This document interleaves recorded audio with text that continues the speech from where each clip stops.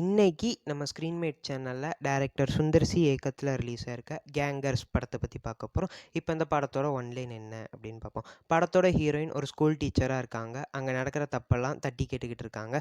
அந்த டைம்ல தான் அவங்க ஸ்கூல்ல படிக்கிற பொண்ணு ஒண்ணு காணாம போயிருது. இவங்க மேல் இடத்துல கம்ப்ளைண்ட் குடுக்குறாங்க. அங்க உள்ளவங்க ஒரு அண்டர் கவர் போலீஸ் ஆஃபீஸர அனுப்பி வைக்கிறாங்க.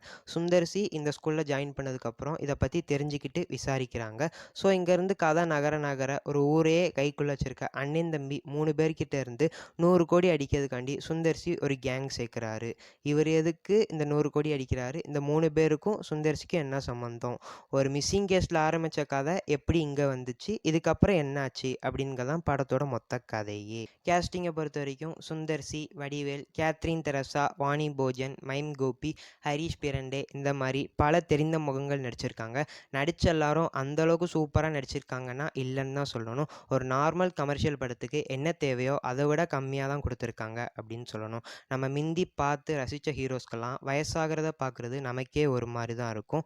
இப்போ அவங்க நடித்தாலும் அந்த எமோஷன்ஸை கடத்த முடியுதான்னா இல்லைன்னு தான் சொல்லணும். அட்லீஸ்ட் அந்த அவுடேட்டட் ஃபேஸ் வேல்யூ உள்ள ஆக்டர்ஸ்க்கு க்ளோஸ்அப்ஸாவது வைக்காமல் இருக்கலாம். இதை நான் ஏன் முதல்ல மென்ஷன் பண்ணி சொல்கிறேன் அப்படின்னா, படத்தில் அவ்வளோ க்ளோஸ்அப் ஷாட்ஸ் இருக்குது.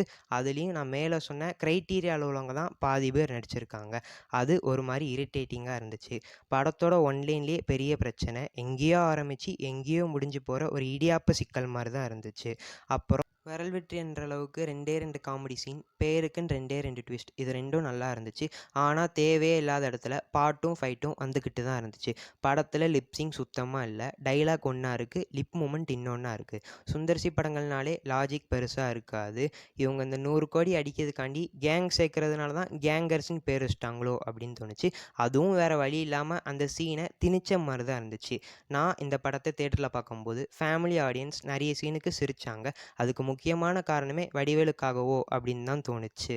ஸ்க்ரீன் பிளேயில் ரொம்பவே ஆவரேஜாக இருந்த அந்த படம் ஃபேமிலி ஆடியன்ஸ்க்கு பிடிக்குமான்னு கேட்டிங்கன்னா அதுலேயும் ஆவரேஜ் தான். மதகஜராஜாக்கு அப்புறம் இந்த வருஷத்தில் சுந்தர்சிக்கு இது 2வது படம்.